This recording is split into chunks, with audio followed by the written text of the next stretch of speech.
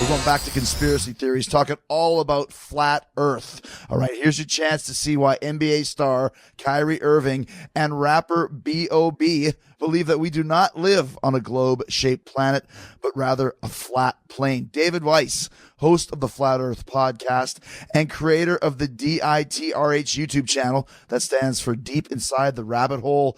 He is here with us. I heard him on Keeping It 100 with Conan. David is here to debunk common arguments about globe-shaped planet Earth, explain all the research he's done that points to the Earth being flat, and he offers some explanations as to why mainstream society does not embrace the flat Earth understanding like he does. He also wants to make it clear that he's not a member of the Flat Earth Society, and he'll tell you why you shouldn't trust their information either. David Weiss is talking about Antarctica, solar eclipses, the North Star, circumnavigation, and even the way airplanes fly as proof that we live on a flat Earth. It's all about science, and he'll explain that as well. David was actually a skeptic about flat Earth, as I'm sure many of you are, most of us are, and he spent years trying to prove that the Earth was a globe, and he failed in all his pursuits. All of that research led him to the understanding that we do indeed live on a flat Earth. So let's get into this flat Earth understanding with David Weiss right now. Okay, so something that's been intriguing me for a while, and I've heard a lot about it, especially over the last few years, is the concept of the flat Earth and the Flat Earth Society. So I'm with kind of an expert in the field, maybe the top expert in the world of flat Earth. Is David Weiss here, calling from New York, like you said, a nasally Jewish sounding guy from New York. Well, thanks for including that in the show. But it's interesting to me, the whole concept of this. And I know there's a lot to talk about and a lot to get into, but do you find that over the last few years that this whole, I guess, theory to some, reality to you, has kind of hit in the mainstream in a lot of ways? Oh, it is expanding amazingly. You know, every time I'm on the phone with customer service, I was just on with AppleCare. At the end, I asked him a question. I said, "Is the Earth flat or round?" And he said, "It's flat." So it's getting out there. People are asking questions. And again, you know, when they say conspiracy theory, it's not. It's just we actually look into what we're told. And most people just believe what they were told since kindergarten. You live on this globe, and they show you that. And there's no proof of it whatsoever. I'm with you and all of your listeners. It sounds insane, but that's just because we've been indoctrinated into believing the utter nonsense of the globe. Well, and the thing is, too, like I said, like our show here, we talk a lot about this, and I am on the other side of the fence when it comes to like something like the moon landing. I don't believe that it really happened the way that they say it did. So it's not like I don't believe this theory. I just don't know a lot about it. And like you just mentioned, everybody's starting to talk about this now. Now, David, how did you get involved with this whole situation? And have you believed this for years, just recently? Go ahead. Yeah, I'll answer that. I've answered it before. Belief is the enemy of knowing, and people just believe what they're told because we're trusting human beings. We want to trust what authority tells us. We want to trust people. It's our nature. But we've been lied on such a level that even people that are awake have a hard time dealing with it. And the way I came across it, I did a podcast called Deep Inside the Rabbit Hole for 3 years, a weekly podcast, 2 hours an episode, where we discussed all the different deceptions that were happening in the world. And in the third year, a couple of people started sending me flat Earth stuff, and I refused to even watch a 1-minute video. Utter nonsense. I even banned them from our social media. I ignored them. And then one day, speaking with another prominent researcher, she said, you know, for all I know, with all this deception, we could be living on a flat Earth. And I was like, what? And that's when I started to dig in. I said, I'm just going to debunk this, make this go away. And if you truly look into what you believe about the globe, you will find out that it is nonsense. Well, and what kind of brought you to that? Because you're talking about how we grew up this way. And, of course, we've been told our whole lives that the Earth is round. And you've seen the pictures of it from space and all that sort of thing. So what kind of led you to believe that what these people were telling you was completely the truth? I tried to, for quite a while, tried to disprove it. I was trying to get this out of even a subject to talk about because it's ridiculous.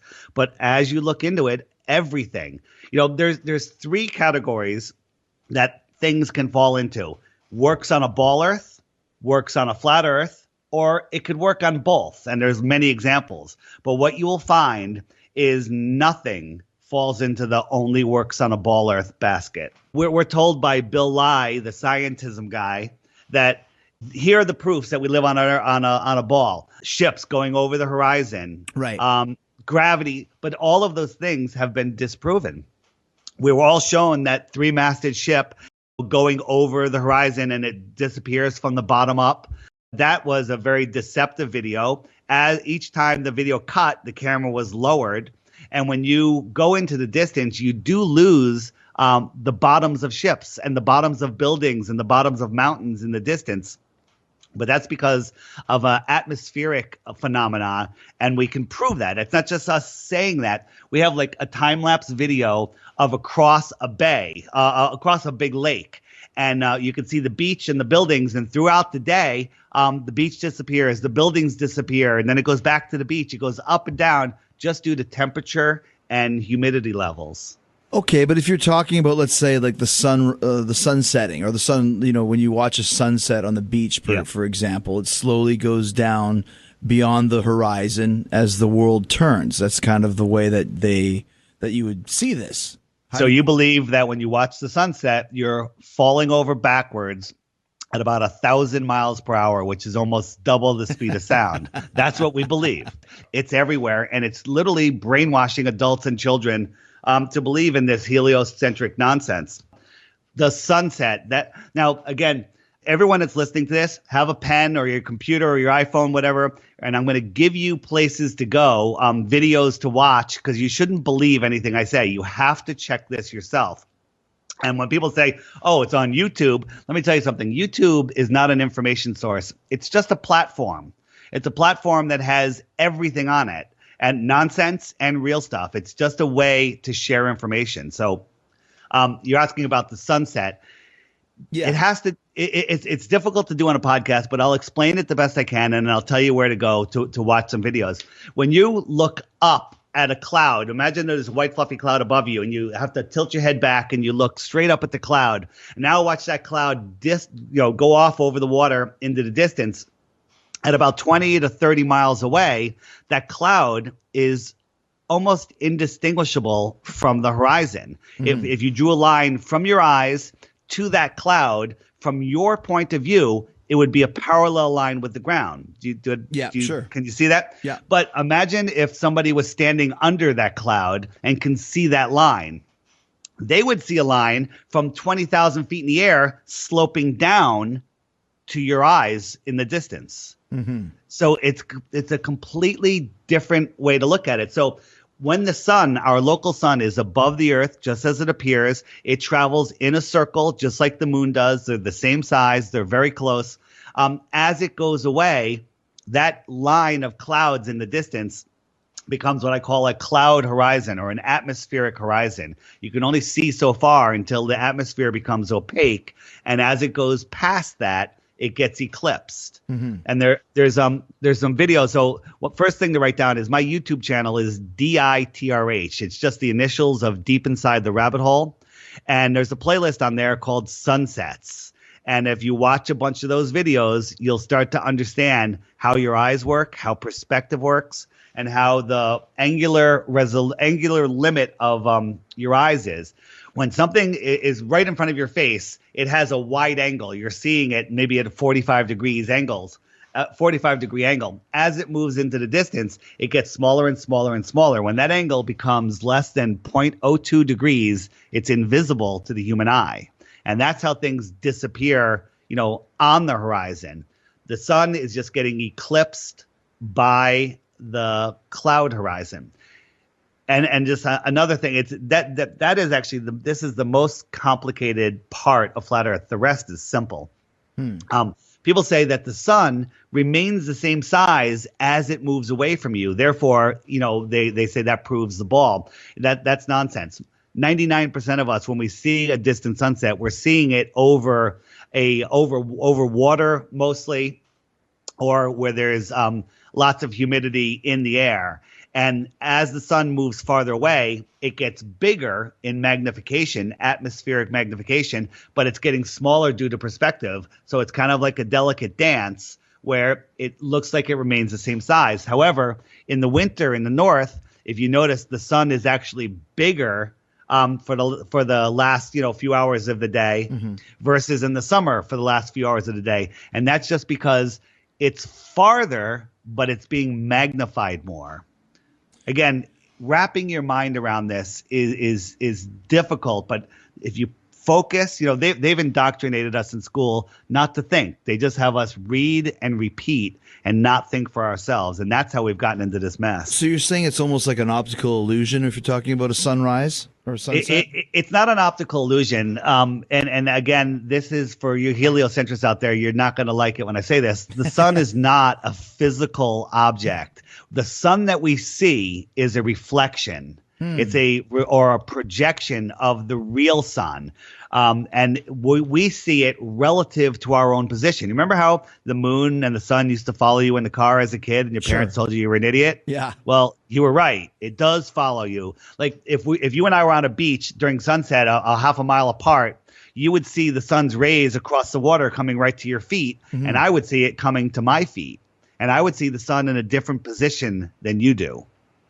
And that's because it's relative to our position in this crazy world we live in. Okay, well, this crazy flat world that we live in. Yes. So let me ask you then, there's a lot of questions that spring from that, as I'm sure you know. So are you saying, or is it a flat earther? Is that what we call it? A flat earther, but believing in the flat earth. Is it kind of like, I don't know, a pizza box or a book, just a flat surface square kind of traveling through space? Is that kind of what you're saying? So there's a website, and everybody that's getting into this references it. It's called the Flat Earth Society. Yeah. Any real flat Earth researcher does not go there. It is they have utter nonsense on there mixed in with a little bit of flat truth, and it basically just makes people short circuit and say, "Oh, this is stupid," and never look into it again. It happened to me when I first looked into it. I looked there. They say that the Earth. The Earth is rising up at 9.8 meters per second, and that creates gravity. That's nonsense. That's not the case at all. I don't even know what's on there. I never go there, and neither should any of you.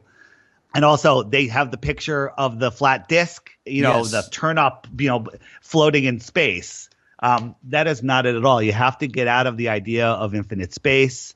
The flat Earth is picture it as a massive ice plain. Does it terminate or does it go on forever? We don't know because we're not allowed to go there. So that would be speculation. And then the sun is circling over that big ice sheet, and it melted out a pond, and we'll call that pond our oceans. And the sun oscillates closer to the center during our northern hemiplane's summer, and then it makes bigger, wider circles all the way out to December 21st, which we're almost at right now, where the outer southern hemiplane has its summer. So it oscillates in and out over the year, and it keeps all of that water melted. Halfway in between those two is the equator, which is just a circle through the middle. The outer shoreline is Antarctica. Antarctica is not a continent at the bottom of a ball, but rather the shoreline that surrounds our oceans. And so people say, well, where's the edge? Go take a picture of the edge. You'll jump off the edge, drink bleach, whatever they say. If you go south, which is every direction away from the center point is south, you'll hit the Antarctic ice shore. And the question is, how much farther can you go and what's beyond there, which is a whole nother discussion. Well, there's something that you said where you mentioned we're not allowed to go there. What do you mean we're not allowed to go there? So the Antarctica has a 57 nations, I think, treaty that's been in place forever that no one is allowed to explore Antarctica. No corporations can get its resources, nothing. The only way to go to Antarctica, you can go there. It costs a lot of money, maybe $15,000 to go for a couple days. And you get a little tour of the edge of Antarctica, and you get brought to a ceremonial spot. They say this is the South Pole. It's not. It's just a pole stuck in the ice. And that's it. There's so many things about Antarctica and what's beyond it that will blow your mind if we get into it. But I'd rather get into some of the big questions that people have, why the flat earth can't exist. And what you'll find out is you've been brainwashed into not even considering a much simpler answer.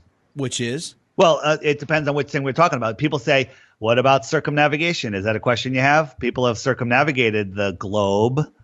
And so let me explain what circumnavigation is. First, the flat earth. You got this giant ice sheet. You got this melted puddle. In the center of the puddle is the magnetic north. That's the center point. If you want to circumnavigate, you can go east and west. But east and west are circles. They're not straight lines around a center point. And that is true on a flat earth and on a ball earth. Just a simple example of that would be if you're on the globe, you're a mile from the North Pole, and you want to go east or west, you have to maintain that 1 mile distance from the North Pole to maintain a heading of east and west. Mm-hmm. And basically, you're going to do a circle, 3.14 miles, and you're going to be back to where you started from. That's a circle, and you can extend that out bigger and bigger and bigger. So as you go west, you have to correct to the north constantly to maintain that heading of 270 degrees. Or if you're going east, 90 degrees, you have to keep turning left to maintain that heading. And this is done. Airplanes do it. The autopilot does it. Ships captains have noticed that they always have to keep correcting to the north. Right. And that's true on a ball. That doesn't prove the flat earth. That's true on a ball earth. But that's how it works. Any direction away from the center is south. So let's say I'm here in New York and I'm going to head west, right? But I'm not going to correct to the north. West quickly becomes south. You can look at it on a globe. You can look at it on a flat earth. Yeah. It's the same thing, and you end up going south. So the only way to circumnavigate on a flat earth is east to west. Billions of people have done it, and you cannot circumnavigate south because south is just away from the center, and you never come back. And no one's done it. There's 3 or 4 people. They're Freemasons. They're family members of the Queen. And it's complete and total nonsense if you actually track their trips. They basically went there, turned around, and came back, and they said they circumnavigated. Not the case. That opens a lot of the questions, but there's something I want to kind of clarify here. When you mentioned that, I said, what is this, kind of like a pizza box flying through space? You said you have to get rid of the idea of space. Are you saying this is kind of like just like a dimension that we're just on one flat plane and there is no space around us? Or how are you justifying that? Yeah, there's that. That's a really big question there. And to understand it, our world is a flat plane, and reality isn't really what we think it is. It's our consciousness. This is really gonna. I try to stick to the basics, but our consciousness doesn't come from inside our head. It comes from an outside source. Let's just call it the heavens above, for lack of a better word. And we're having this physical experience in this physical world. It's a realm, a flat realm, and it's surrounded by a toroidal field. Again, explaining this on a radio show makes me sound like a lunatic. There's a great video that if you really want to jump into it, it's on the Sage of Quay Radio Hour channel on YouTube, and it's called The Cosmic Egg. Mm-hmm. Watch that, your head will explode. Something else you mentioned was the firmament. Is this something you believe in as well, David? I mean, that we're living under a big dome, like that Jim Carrey movie, The Truman Show. I want to hear your thoughts about that firmament. So the question is, are we in an enclosed dome, as Mark Sargent likes to say, like a Truman Show reality, just bigger? Or, is it a glass dome? Is it is it water? Is it an energetic dome that we just can't get through? Or is it an endless plane that possibly has other puddles or other surrounding rings of civilization?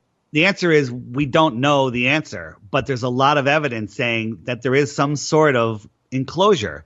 And if you think about it, we live in a high pressure world. We have air pressure. Nowhere in science can you test, observe, test, and repeat high pressure next to low pressure without it equalizing. And so we're told, that space is this ultimate vacuum. We're told if they got a pinhole in the ISS, window or whatever, if a meteorite hit it and made a little tiny hole, it would suck all the air out in a couple seconds. That's because high pressure is trying to equalize with low pressure. But we're led to believe that our world spinning at 1,000 miles per hour has the atmosphere that's stuck to it by Velcro or whatever and is spinning with it. And space doesn't just suck the atmosphere off. And the answer that all ballers will say is because of gravity. Gravity. Right. So gravity is you have to believe in the heliocentric spinning ball. You have to believe that gravity, I call it gravity, because it's reaching up, holding on to all of the air and holding it to the earth while it spins. But did you realize that even though the earth is spinning at 1,000 miles per hour in the heliocentric model, that the upper air currents are going 200 to 300 miles per hour faster than the earth is spinning, in the same direction. It's outrunning the spin of the earth. If anything, you would think that it would start to lag behind, but it's outrunning the earth, which is nonsense. Think about this. Remember how they showed us the jet streams, the air currents that they go up North America all the way up to like Greenland, and then they swoop down again and they do this big sine wave. Right. Yeah. Have you ever seen that? Yes. So if you convert that map into an AE flat Earth map and put those air currents on it, they're perfect circles, orderly, beautiful. There was a website that you can actually take the globe map and convert it to the AE map, and they just recently took it down because they don't want people seeing that. And something else that you mentioned too, like I guess you never really think about this because you just assume, well, if the Earth is that big and it's rotating, and you mentioned if you're watching the sunrise that you'd be going backwards at 1,000 miles an hour, whatever it is. I guess the concept of not feeling motion is an issue. Like if the world was turning, you would feel it. Is that kind of what you're saying? Well, a lot of people say that, once you're in motion, you can feel the motion. How come when I'm on an airplane and I drink a glass of water, it doesn't fly to the back of the airplane? And I say, take the outer shell of the airplane off and try it, because we're sitting on the outside of the earth spinning, with the infinite vacuum of space above us that gravity is holding the atmosphere on. If space is a vacuum, like they tell us, you shouldn't be able to drink through a straw because your lungs are creating a much lesser vacuum, and you could pull liquid and air up and away from the earth. If gravity was holding it down, you wouldn't be able to do that. Wow, this opens up so many questions and thoughts. Right. I guess kind of another just basic question is, why would we be told these things from birth that we live on a ball if we don't? Yeah. That is the big question, and the answer is so incredibly powerful once you finally come to realize it. And it's because the ruling elite families that know where we live do not want us to realize our true potential. We are not just these random specks of dust that a monkey farted and here we are. Mm-hmm. We are incredibly powerful spiritual beings. And I don't want to scare people away by saying that. But the way they disconnect us from our power is they keep us in fear with all these false flags and utter nonsense and shortages. They keep us locked in a prison. We live on a ball. There is no more. Imagine there's so many reasons, but imagine with all of the nonsense that's going on in the United States alone right now, if you found out that there was other lands out there with other people that you've never even heard of, without tyrannical governments that you could go to and live in freedom, do you think there would be a mass exodus? There's a book called that you can't find anymore. It's called The Iron Republic. If you look up for it on YouTube, there's a couple people reading it about a New York politician that was sick of the system up here. I think it was in the late 1800s, early 1900s, or somewhere around there. Don't quote me on that. And he got a boat and a crew, and they went to Antarctica, and they found an opening in what he thought was the continent. And they went through, and they came out into this other ocean, were lost for months, and then they came across another land, and a boat came out to meet them. And the guy said, "Where are you from?" And they said, "We're from the America." And he goes, "Well, you're at the Iron Republic." And the guys on the boat said, "Where is that?" And he said, "It's equally distant from the Antarctic ice wall that you are, but we're just on the other side." And it's a whole amazing short story about, their adventure out there. So it's like instead of space holding these other possible races and species and all this other stuff, you're saying it could be in our own world here, just outside of the wall of Antarctica? So right now they're pushing the big alien agenda. They're brainwashing the crap out of us to believe in aliens and stuff. I mean, we're supposed to believe that extraterrestrials are traveling billions of miles, light years. We'll talk about light years in a second, coming here and then crashing in New Mexico. Or perhaps if there are aliens visiting us, I call them extraterrestrials. They come from the extra terra. Terra is land. Extraterrestrials that come from beyond Antarctica. They're coming 10,000 miles, maybe 5,000 miles, maybe 50,000 miles. They come here. They have technology that can traverse the ice, and they're living among us because they look just like us. Because are they still human beings? They're still human beings. There's runaway civilization. So I did a talk with Sophia Smallstorm. I'm not sure if you know who she is. She's a researcher that's done a lot on some of the other big conspiracies. And it's on my YouTube channel, DITRH, called The Outward Flow of Civilizations. And basically what it says is, all of these Atlantis and all these other ancient civilizations, they disappeared. Where did they go? And my theory is that they flowed outwards. As our sun migrated outwards, they followed it, and they just kept going outwards. So the ice wall, the ice shoreline, the ice ring that is Antarctica moved outwards, and they went out with it. And there's core, they do ice core samples in Antarctica, and they're finding tropical climates, tropical past below the ice. So these people moved out with that ring. The center ring moved out, and these civilizations are in these different rings. Again, it's hard to visualize it, but I have a video talk with the images. It's called The Outward Flow of Civilizations, and it's on the DITRH YouTube channel. Okay, but so let's say you're talking about, like the tides and the ocean waves and that sort of thing. Wouldn't that be dictated by the moon in the sky? Yeah, that I'm just writing a note to remember to talk about light years. Okay. So this is the official story is when if you imagine the globe in front of you and the moon above it, and we're told that the moon pulls the water on the top part of the globe towards it. Wherever the moon is, we'll just call that the top. It bulges towards it. But there's also another high tide on the bottom of the globe. And that's because the moon is also pulling the earth up and away from the water that's below it. I mean, that should sound utterly ridiculous, but that's the official story. When in fact, the reason that there's tides with salt water and not fresh water is because the tides are caused by an electromagnetic, for lack of a better word, tug of our electric sun and moon system. And they pull the water as it moves around. And the reason that we have bigger tides when the moon is full is because that's when the moon is powered up. Think about this. We have a new moon, which means it's just not lit up by the sun's reflection, but it's still there. Why isn't the tide just equally as big? Because the gravity's still there. It's the amount of energy that the moon is producing, the electromagnetic field. I jump forward here. The moon is not reflected sunlight. The moon is its own light. Next time you see the full moon, take a good look at it, and you'll see that the light is even all the way around it. Right. If it was reflected sunlight, you'd have a hot spot, you'd have faded edges. It's not the case at all. So you say the moon is a light source unto itself?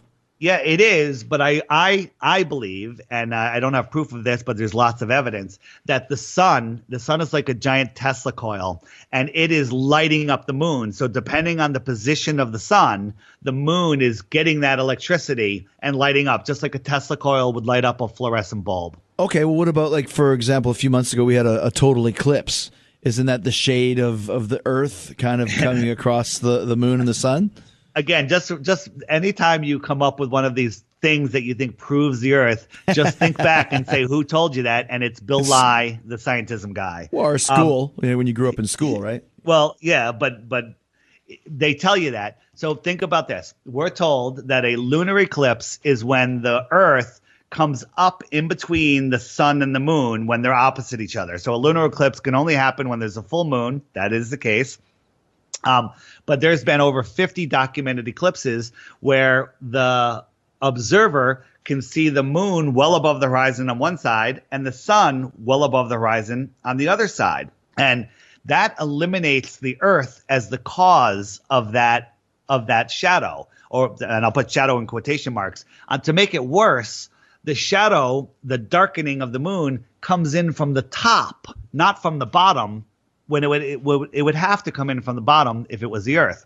So then, Bill Nye says, we know it's the Earth because only a sphere could make a circular shadow. Well, that's, again, nonsense. If you just take a light and a ball and put the light on it like it's the sun, and take the edge of a book or anything straight edge and put a shadow on it, and it's a curved shadow on a ball. And I'm not even saying, by the way, that it's a shadow that's darkening the moon. From a straight edge, from a flat Earth, from a ball Earth, it has nothing to do with the Earth. Are you calling him Bill Nye instead of Bill Nye, the scientism guy? Yes, scientism is a religion. Of course. By the way, flat earthers is just an easy way to say flat Earth researchers, people that actually look at what they're told and do tests. We love science, but science has been hijacked by a religion called scientism, and that's when a guy in a white lab coat tells you something and you don't check it out. Everything that they tell us about the Earth, you can't prove it. The scientific method: observable, testable, repeatable. There's none of that in globe Earth thinking. Okay, and what about the pictures of the Earth that we've seen from space? I love how you're laughing at all these things. Obviously, these are all questions that you've been asked and probably asked yourself. But every science book, every scientism book will show pictures of the galaxy, including the Earth and all these other planets that are in it. Right. NASA provides us with lots of pictures and images, and they'll tell us about them all the time. And the Himawari 8 satellite sends us a picture of the Earth every 10 minutes with real-time weather data. It's amazing. One thing they won't send us is photographs, a photo or a photograph. NASA will never use that term, photo or photograph. They'll send us images and pictures, okay? Those are not photographs. On my channel again, DITRH YouTube, there's a video called showing how they fake planets. If you just Google Earth from space, just look at it. They're paintings. They don't even match. They have the USA is twice the size in one of the pictures as it is in another. We recreated the Earth in Photoshop, and it looks better than NASA's picture, to be quite honest.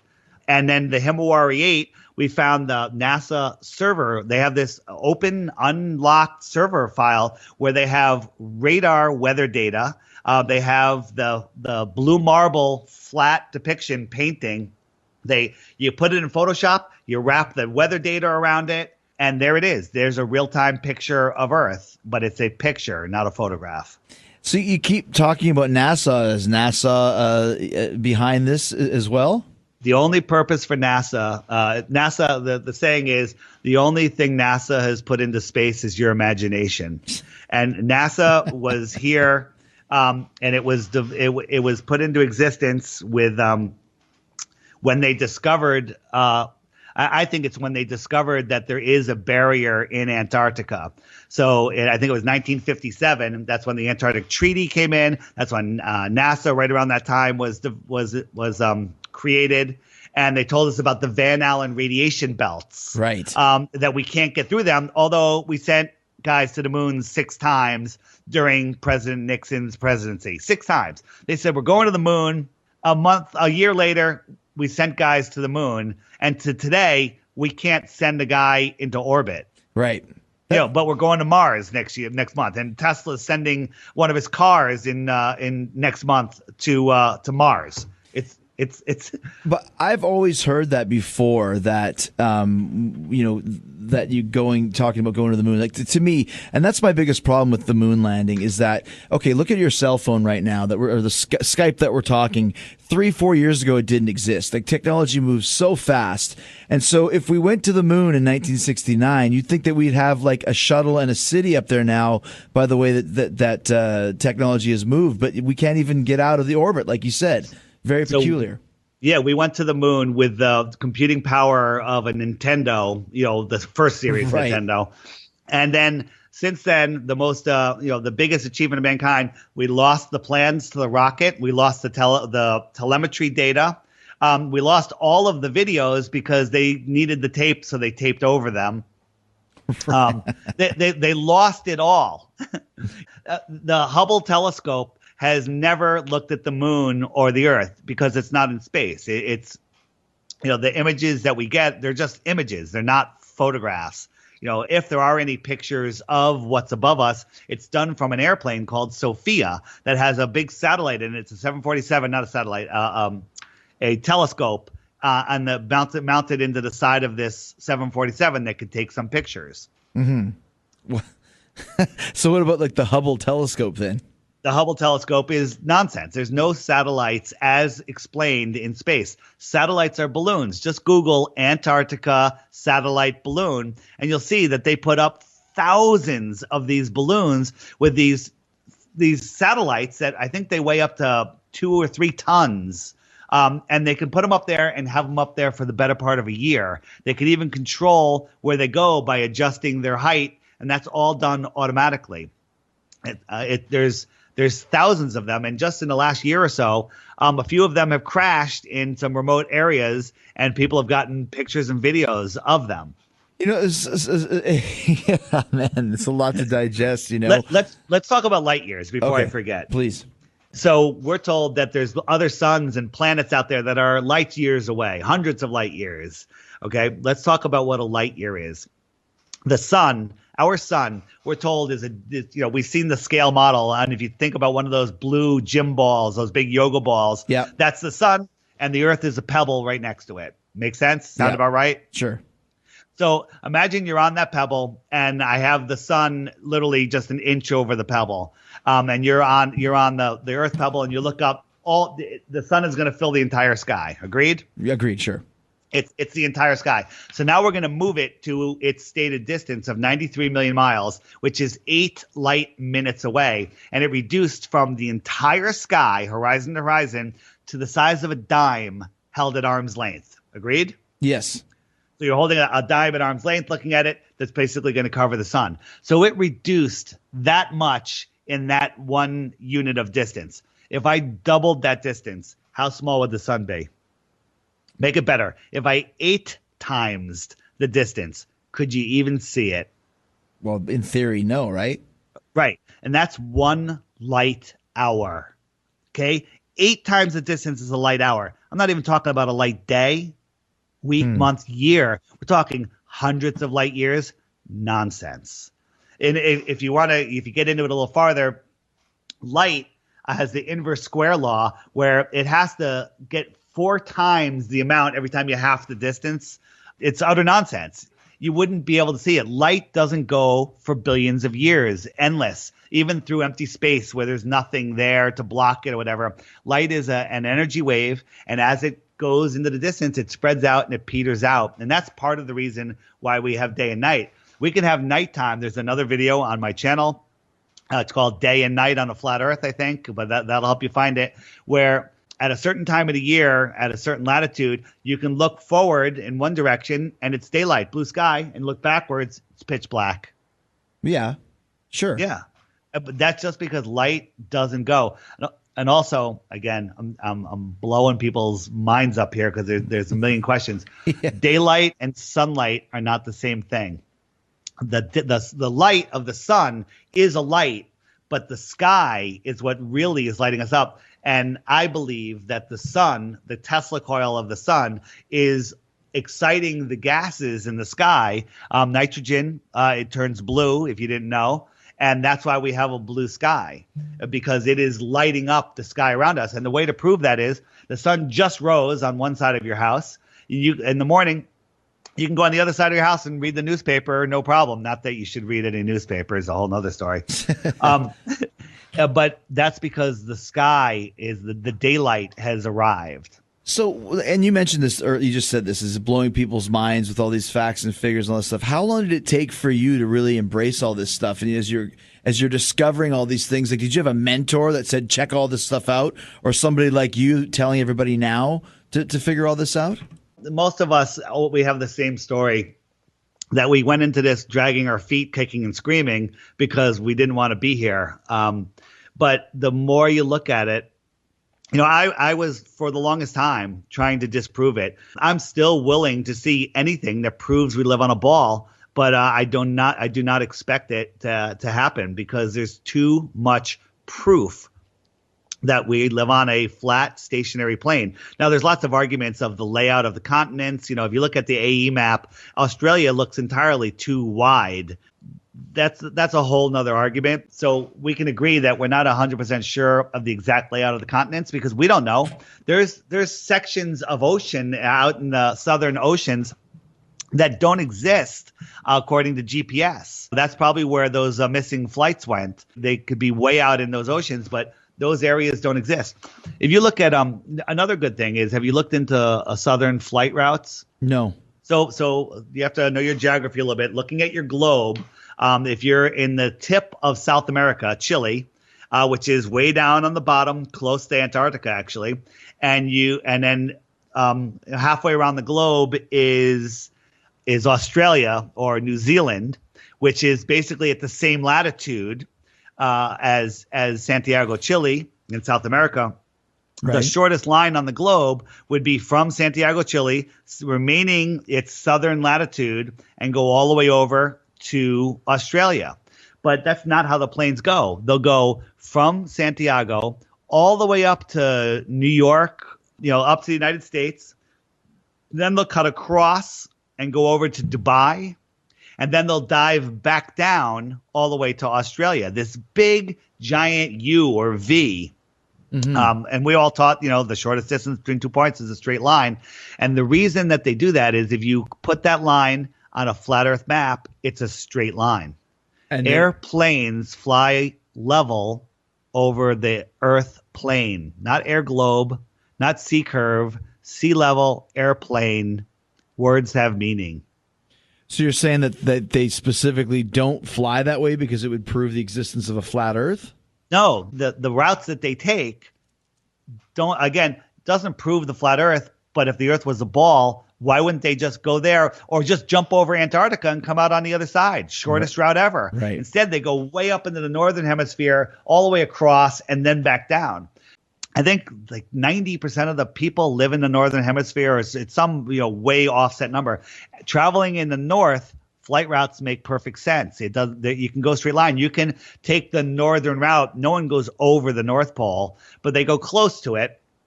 And you can go that they call it the Great Polar Route, and you can go over to China or to any Indonesia or wherever, or you can go east or west and get there, making a circle around it. But nobody has ever gone over Antarctica because it's not at the bottom of a ball. Wow. Okay, so if you're in the sky, though, the horizon is curved. No, that's another thing. Everyone says, "Oh, the horizon is curved. They can see it from an airplane." What you're seeing, there's a whole bunch of things. One, airplane windows have a curve to them, so that'll throw you off a little bit. But let's say you have a straight window. The horizon always rises up to your eye level or just about your eye level. But the problem is when you're at altitude, the horizon doesn't quite make it to eye level because the atmosphere basically blocks out the remaining distance that you can't see. And when you have enough atmosphere, like if you ever been to a mountainous area where you have mountain after mountain after mountain that you can see, each one gets lighter and lighter and lighter until it becomes blue sky. And just because you can't see it through all of the particles in the atmosphere. You with me? Mm-hmm. Yeah, I got you. Yeah. So that's just the limit of our eye. But when you're on a beautifully clear day above the clouds, you can see in the same distance in all directions. So let's say I can see 100 miles or whatever the distance is, and I'm looking 12 o'clock is straight ahead of me.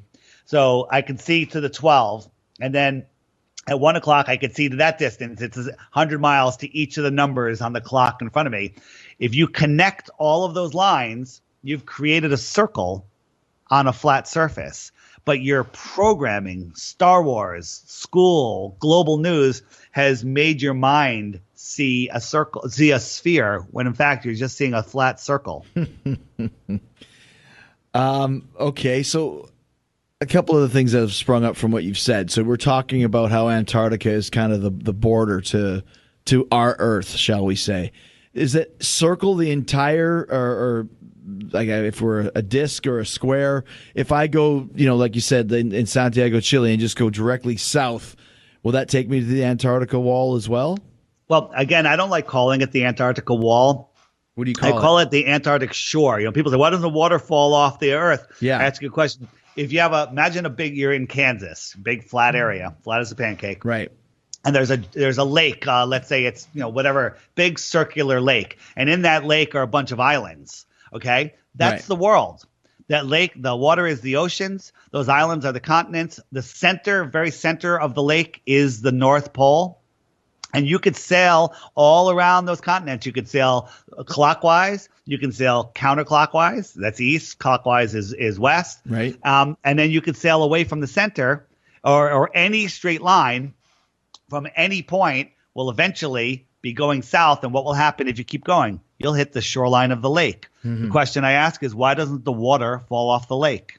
I guess because there's no edge, because it's not an edge. It's just the end of the ocean, and Antarctica is the shoreline that holds our oceans in. Our sun doesn't get out far enough to melt that. So now you get up and you get your dog sled and you start going, you keep going straight. Will you hit a barrier? Will you hit lands that are just so cold and so dark that you can't get through it just because it's too cold and too dark? Or is there a barrier? Or will you come across another thermal pocket with its own sun? Don't know the answer. Well, no, because we've never been there, like you said, if that's the case. So is there some influential people that believe this as well? Because you would think, let's say, if all it would take is a Richard Branson or somebody like that with the money to go, we're going to Antarctica and we're going to go past this kind of crest or shoreline or whatever you want to call it and just keep going and see what happens. Yeah, so that, again, the flat Earth is the biggest secret of the elite. This is the most important thing to keep us depowered. We'll get into that at the end. Richard Branson, Tesla, all of those guys, these guys are either completely robotic morons, that have been brainwashed, or they're just in on it. I kind of think that they're just in on it because there is no other space programs. NASA controls the minds of the world as far as space travel. There are some bigger names that know the Earth is flat that cannot come out, because if they come out, they lose everything. Mm-hmm. There are people within the elite that want this to come out, but again, they're not speaking out because they'll lose everything. Well, I guess it's the same as, kind of to a lesser degree, if you're a Scientologist or whatever it may be, or some kind of a cult member or whatever, you don't want anybody to know about it, because if you're outed, it makes you sound like a lunatic, like you said. Again, flat Earth, we've been taught that the name flat earther is an insult. Moron, idiot, dumbass, whatever it is. But that's just brainwashing, because the truth is flat Earth is what we observe. Watch the sun. Now, you look at the sun, it looks like it goes down, right? But it's also...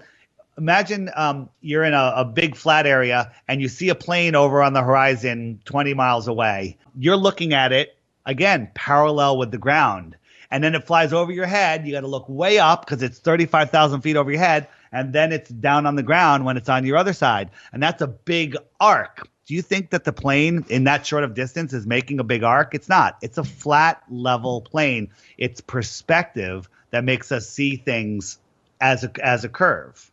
Well, yeah, and I can understand kind of the concept of when you grow up a certain way, you just think that way, and it's very, very hard to get people to change their beliefs, especially if they're not seeing it. Even if they do see it, it's hard to get them to change their beliefs. Yeah, absolutely. Here's the problem. School is an indoctrination program. They teach us to read and repeat. They do not teach people how to think for themselves. It is so difficult to get people to actually look at something. Here, what is the curvature formula for the globe that we live on? Do you know? I don't know. It's a simple formula. It's 8 inches per mile squared. Okay. 99% of the population cannot understand that. And what that means is for each mile you go, you have to square the distance and times it times 8 inches. So in 1 mile, it's 8 inches. In 2 miles, it's 2 times 2 is 4 times 8 is 32 inches. 3 miles is 3 times 3 times 3 times 8.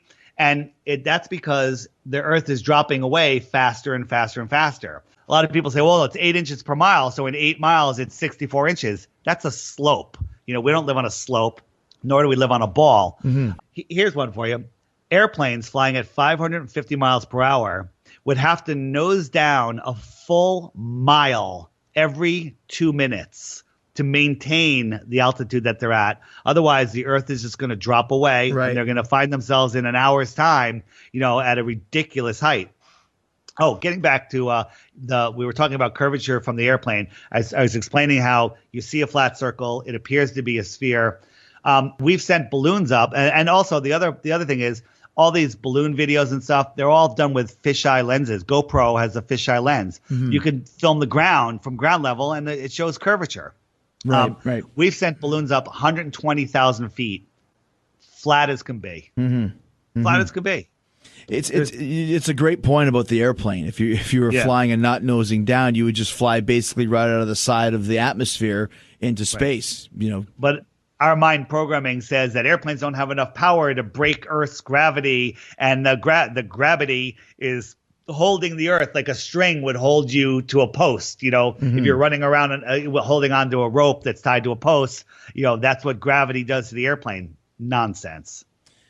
When you were kind of coming over to this belief, and you said, you tried to just it's an understanding. A belief is just believing something without checking into it. The clarity of it. And you said that you had some real big reservations. What was your biggest proof that the Earth is a ball? This is the proof, and it was debunked. Like what to you was the straw that broke the camel's back, so to speak, to understanding this completely?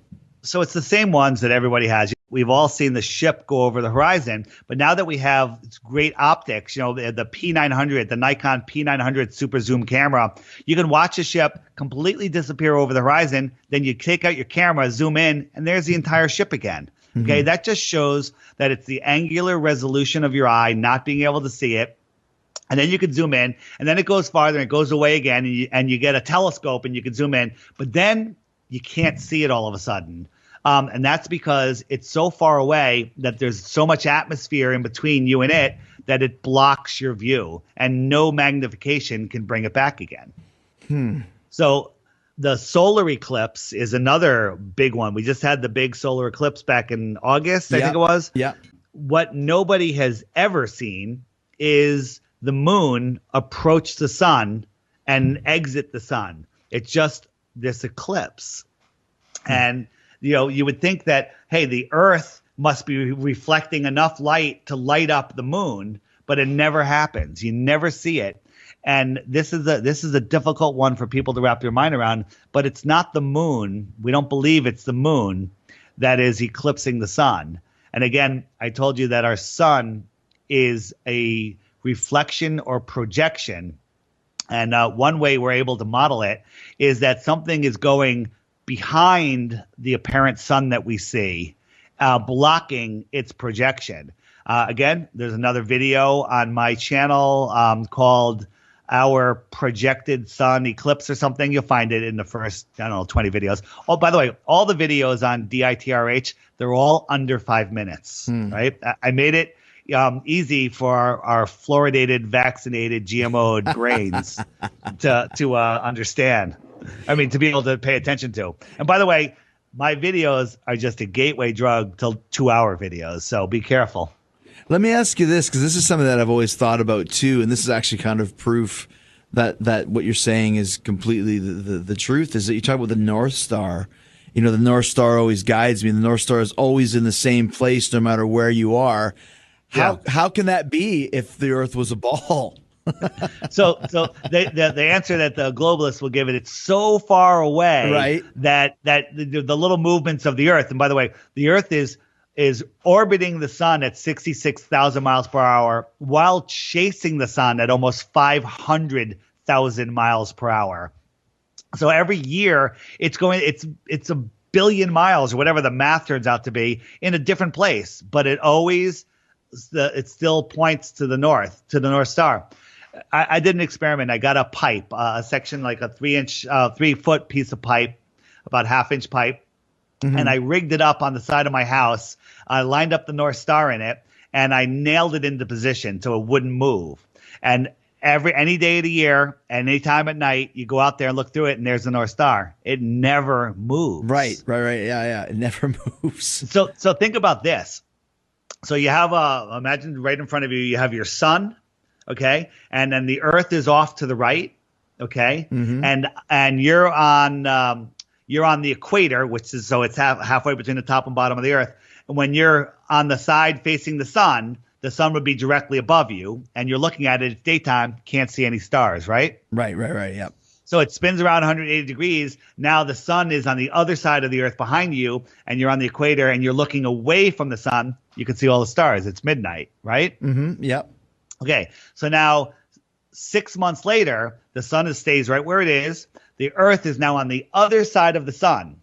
So now when you're on the night side of the Earth looking away from the sun, you're looking 180 degrees away from where you saw the other stars, but you see the same stars. Yeah. Well, yeah, completely.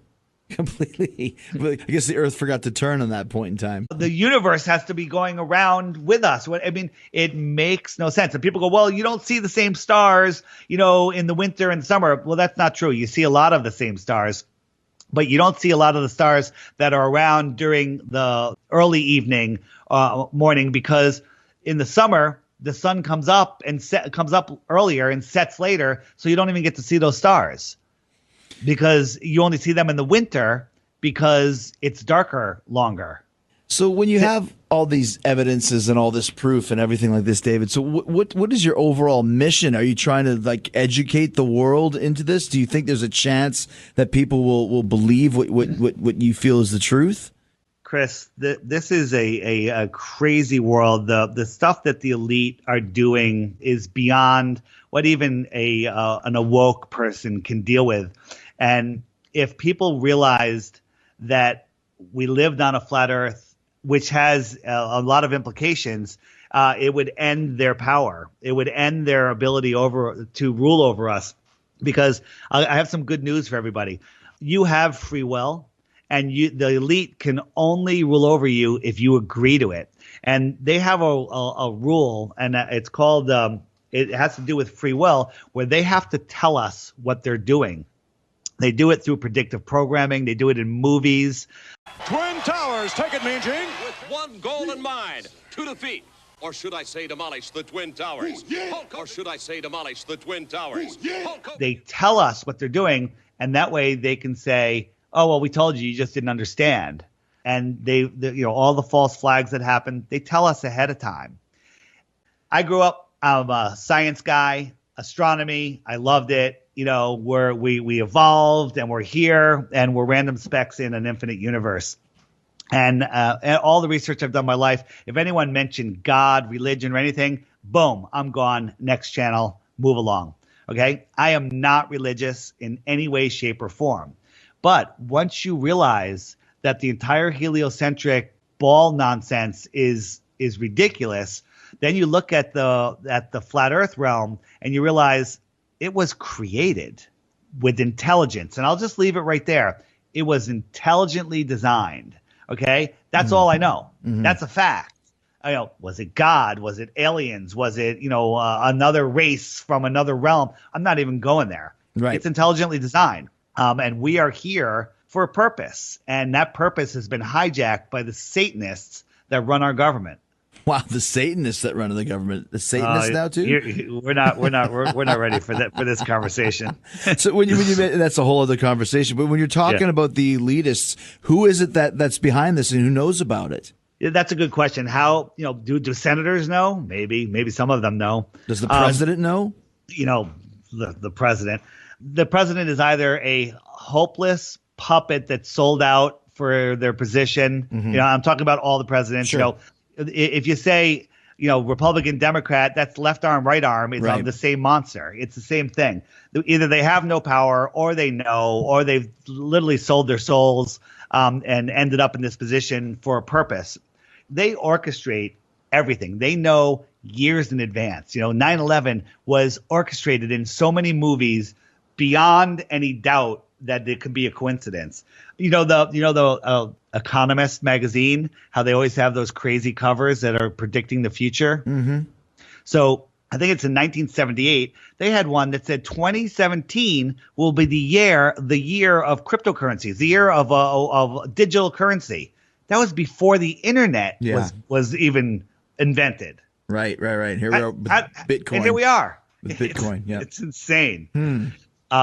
All of this stuff is orchestrated. You being in the pro wrestling, we spoke about this the other day, is where we had was it Hulk Hogan and Randy Savage, where they were the mega powers, and they were fighting the Twin Towers, which was, I think, Big Boss Man and Hakeem. Hakeem. They were the big towers, and they were going to make the towers come crumbling down and the announcer says, "Are you going to continue your terrorist attack?" Right? and the Twin Towers are going to crumble down, and they made these hand motions. I mean, that is predictive programming.